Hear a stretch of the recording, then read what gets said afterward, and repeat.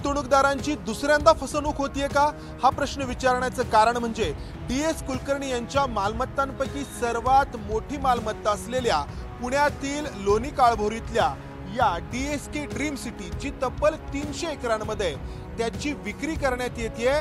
कारण ही dream city DSKच्या ज्या DSK DL कंपनीच्या मालकीची आहे ती DSK DL कंपनीज बिल्डरांच्या एका समूहाने विकत घेतली आहे आणि आता DSK DLचं नवीन नाव असणार आहे हे अलाउड डेव्हलपर्स लिमिटेड। म्हणजे आता DS कुलकर्णी यांच्याकडून 300 एकरांची ही DSK ड्रीम सिटी ही या अलाउड डेव्हलपर्स लिमिटेडच्या ताब्यामध्ये गेली। आपण इथे या नव्या कंपनीकडून हे पत्रे लावून हा दरवाजा बंद केल्याचंही पाहतो आहोत। मात्र यातून उभा राहणारा पैसा ही 300 एकरांची ड्रीम सिटी विकल्यानंतर येणारा पैसा खरं तर DSKच्या गुंतवणूकदारांना मिळायला हवा, जे गुंतवणूकदार गेली अनेक वर्ष त्यांच्या हक्काच्या पैशांच्या प्रतीक्षेत आहेत। मात्र तसं होताना दिसत नाहीये। अवघे 4.5 ते 5 कोटी रुपये गुंतवणूकदारांना देऊन एवढी मोठी ही जी DSK ड्रीम सिटी आहे ती या बिल्डरांच्या समूहाच्या ताब्यात देण्यात आली आहे। देण्यात आल्याचं एकूण सगळं प्रयोजन रचण्यात आलंय असं म्हणायला हरकत नाही।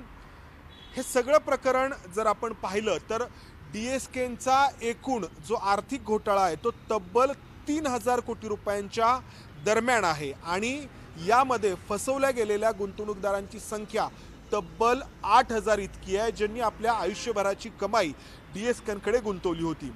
सगळ्यांना ठाऊक आहे DSKना त्यांच्या पत्नीसह अटक झाली, DSKच्या वेगवेगळ्या मालमत्तांची विक्री करण्यात आली। मात्र त्यातून उभा राहिलेला पैसा जो आहे तो एकतर बँकांची देण्यामध्ये वापरण्यात आला किंवा इतर कारणांसाठी। गुंतवणूकदारांना त्यातून पैसे मिळाले नाहीत। गुंतवणूकदारांना त्यानंतर एक शेवटची आस होती, एक शेवटची अपेक्षा होती, ती या 300 एकरांमध्ये DSKनी उभ्या केलेल्या DSK ड्रीम सिटीकडून की ही DSK ड्रीम सिटी विकली जाईल किंवा नवीन एखादा समूह तो ताब्यात घेईल आणि याच्या विक्रीतून तरी आपल्याला पैसे मिळतील। तसंही होताना दिसत नाहीये। आपल्यासोबत DSKचे एक गुंतवणूकदार आहेत संजय अश्रित, जे स्वतः चार्टर्ड अकाउंटंट आहेत। त्यामुळे DSKच्या या एकूण सगळ्या घोटाळ्यामध्ये फसवले गेलेले एक व्हिक्टीम तर ते आहेतच, मात्र हे सगळं जे काही सुरू आहे त्याचा देखील काळाच्या ओघात त्यांनी अभ्यास केला आहे। आपण जर पाहिलं तर ही DSK DL कंपनी जी आहे ती बिल्डरांच्या एका समूहाने, ज्याला कन्सोर्शियम म्हटलं जातं, त्या कन्सोर्शियमनी, ज्याचं नाव आहे अशदान कन्सोर्शियम, या कन्सोर्शियमनी 827 कोटी रुपयांना बोली लावून खरेदी केली आहे। म्हणजे आता अशदान कन्सोर्शियमकडे ही 300 एकर जागा, त्याचबरोबर या DSK DL कंपनीच्या इतर मालमत्ता देखील 827 कोटी रुपयांमध्ये 827 कोटी रुपयांमध्ये आलेले आहेत।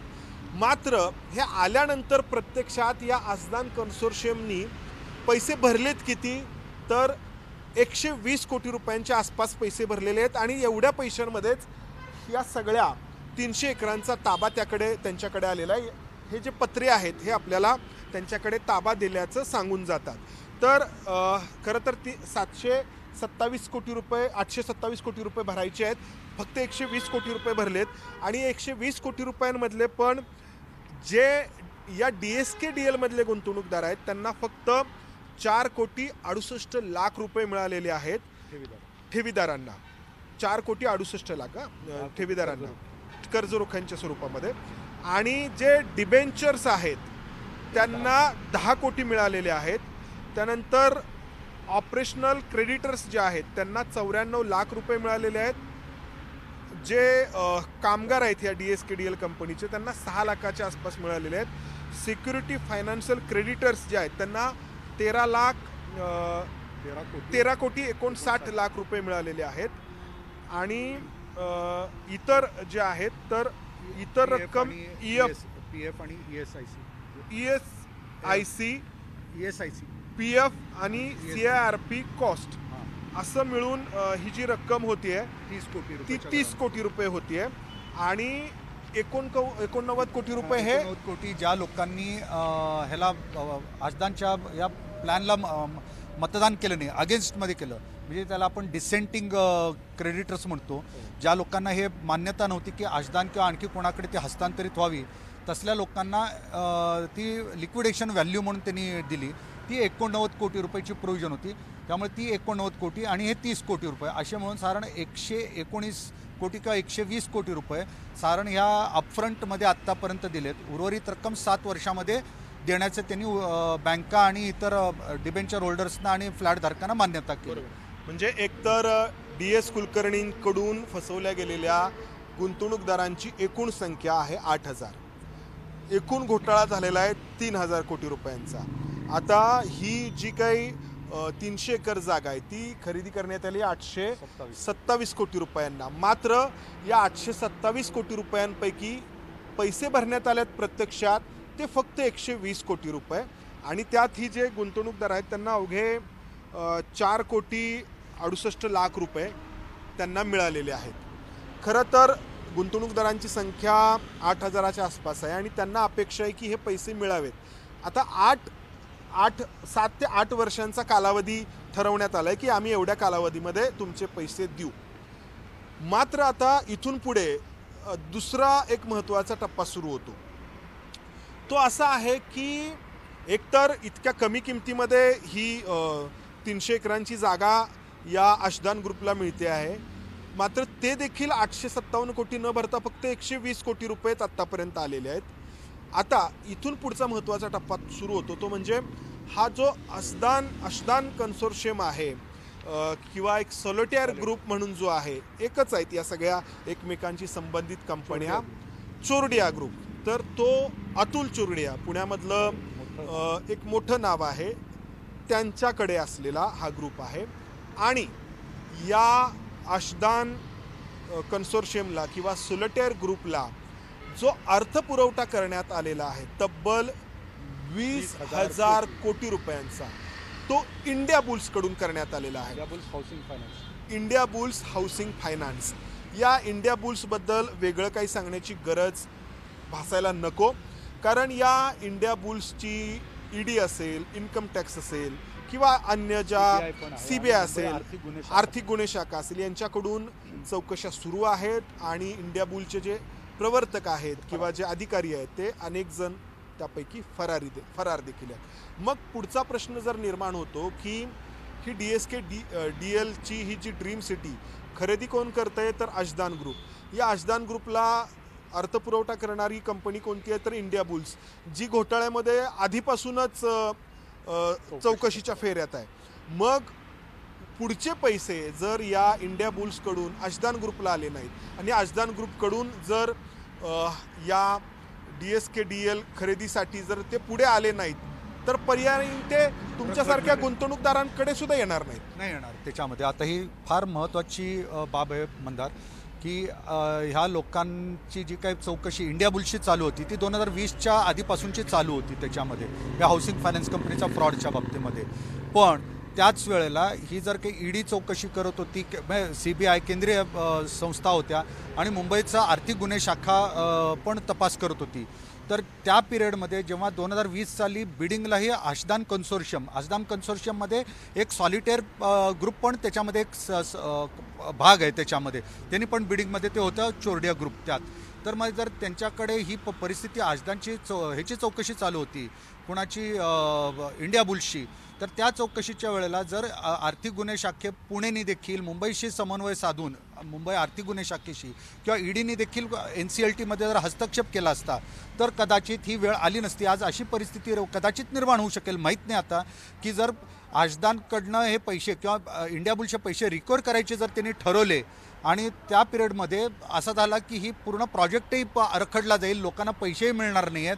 जे का आता 120 कोटी रुपये मिळाले ते लोकांना आता ती फुल अँड फायनल कदाचित राहतील.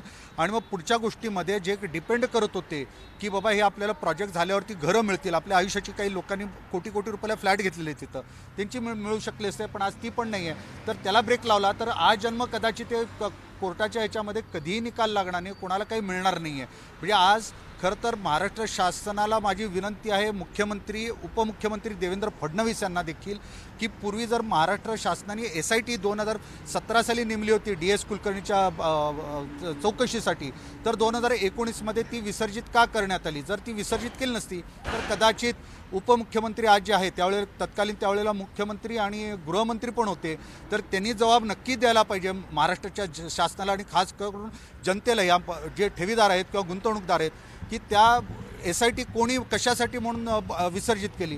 ती केली नसती तर कदाचित कोर्टामध्ये आमची बाजू मांडायला महाराष्ट्र शासन भाग पडलं असतं आणि गुंतवणूकदारांना त्याच्यामध्ये दिलासा मिळण्याची पॉसिबिलिटी झाली असती. ह्यांचं बिडिंग पण थांबवता आलं असतं, कारण जर बेनामी पैसे जर ह्याच्यामध्ये गुंतवले असतील या सॉलिटेअर ग्रुपच्या मार्फत या DSK ड्रीम सिटी किंवा DSKDLला एकूण विकत घेण्यामध्ये, तर बेनामी पैसे असतील म्हणजे इंडिया बुल्सच्या पैशांनी खरेदी झाली असेल, हे जर तपासात उद्या उघड झालं तर मात्र ही प्रकल्प आहे तसा पडेल आणि कुणालाही पैसे मिळणार नाहीत, कोणालाही घरं मिळणार नाहीत. ही दुर्दैवी परिस्थिती होईल.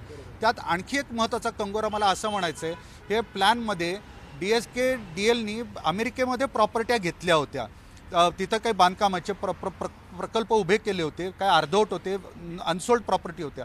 पण या अजदानच्या एकूण जे काय प्लॅन प्रपोजलमध्ये अमेरिकेतल्या प्रॉपर्टीचं व्हॅल्युएशन कुठेही दिसत नाही आहे. मग जर अशा अंधारात ठेवून कमी व्हॅल्युएशन दाखवण्याच्या मागचा हेतू काय होता? 827ला म्हणजे थोडक्यात त्यांनी कमी किमतीमध्ये विकत घेतली, म्हणजे हा बेनामी पैसा इंडिया बुल्सचा वापरायचा आणि कमीमध्ये घ्यायचा. आणि दुसरं आणखी एक महत्त्वाचं ऑन रेकॉर्ड आहे की ह्यांनी स्टॉक एक्सचेंजेसला कळवलं, रिझोल्युशन करून बोर्डाचा ठराव आहे, त्याची प्रत पण मी तुम्हाला देतो, ती 3000 कोटी रुपयाला ही कंपनी, कोणी बिडर आला नवीन गिराईक तर 3000 कोटीला विकायचाही त्यांनी त्याच्यामध्ये प्रपोजल दिलं आहे. म्हणजे हा तर पहिला ठराव कंपनीचा काय झाला की 3000 कोटी रुपयाला विकायचा ह्या कंपनीला. मग 827 कोटीला विकत घ्यायची, 120 कोटी रुपये द्यायचे लोकांना आणि नंतर 3000 कोटी रुपयाला विकायचं. म्हणजे हा नफा कुणासाठी होता? दुसऱ्याच्या बेनामी पैशावरती हा एक धंदा करण्याचा होता. ह्याची रीतसर माझं म्हणणं आहे की कोर्टाच्या उच्च न्यायालयाच्या निवृत्त न्यायाधीशांकडनं सखोल चौकशी झाली पाहिजे. मोठा भ्रष्टाचार झालेला आहे. पहिली गोष्ट तर 827 कोटी, मी मगाशी बोलताना एका ठिकाणी 857 म्हणालो असेल तर ते दुरुस्त करतो, 827 कोटी. मात्र संजय आश्रित यांनी जो प्रश्न उपस्थित केला आहे की एक घोटाळा निस्तरताना गुंतवणूकदारांना पैसे मिळण्याऐवजी आणखी एक दुसरा घोटाळा या पहिल्या घोटाळ्याच्या जीवावरती रचण्यात आलाय का? बरोबर, अगदी बरोबर. अगदी ह्या पहिल्या घोटाळ्याच्या याच्यावरती दुसरा घोटाळा, महाघोटाळा म्हणता येईल, कारण त्याच्यामध्ये साधारण आकडा कळतो की 20,000 कोटी रुपये इंडिया बुल्सनी ह्या सॉलिटेअर ग्रुपला दिले होते. आता सॉलिटेअर ग्रुप आणि हे सगळे एका कन्सोर्शियममध्ये आलेले ते त्याच्यामध्ये होते. मग हे जर पैसे तिथले त्या बेनामी आलेले आणि त्याच्यातूनही खरेदी विक्री झाली तर ह्याच्या मागची कुठली मोठी शक्ती आणि ताकद होती की ते स्वस्तात फुकटात काही प्रॉपर्टी घ्यायची आणि त्याच्यामध्ये नफा कमवायचा. पण देशोधडीला लागणार बिचारे मध्यमवर्गीय गरीब लोक ज्यांनी आयुष्याची पुंजी गेलेत त्यांना उद्ध्वस्त करताय. तर माझं हात जोडून विनंती आहे मुख्यमंत्री आणि उपमुख्यमंत्र्यांना की तुम्ही या लोकांना शासनाने न्याय द्यावा आणि लोकांना पैसे ताबडतोब मिळून द्यावेत. शासनाची जबाबदारी घ्या. मला याच विषयाकडे यायचं होतं की तुमच्यासारख्या गुंतवणूकदारांची आता काय अवस्था आहे? म्हणजे अनेक जण तर अगदी वयस्कर आहेत, तुमचे किती पैसे होते? अनेक जे काही गुंतवणूकदार आहेत एकतर त्यापैकी काही स्वतः वारले, मृत्युमुखी पडले, 100च्या वरती वारलेले, 100च्या वरती अनेकांचे नातेवाईक वारले या सगळ्या ताणामध्ये. बरोबर. बरेच लोकांची परिस्थिती अशी आहे की आज औषध उपचार म्हणजे त्यातले 80% तरी गुंतवणूकदार हे आयुष्याची संध्याकाळ म्हणतो आपण त्याला, 60 पण म्हणत नाही, 70, 80, 90च्या घरामध्ये आहेत. काही बेड रिडन आहेत.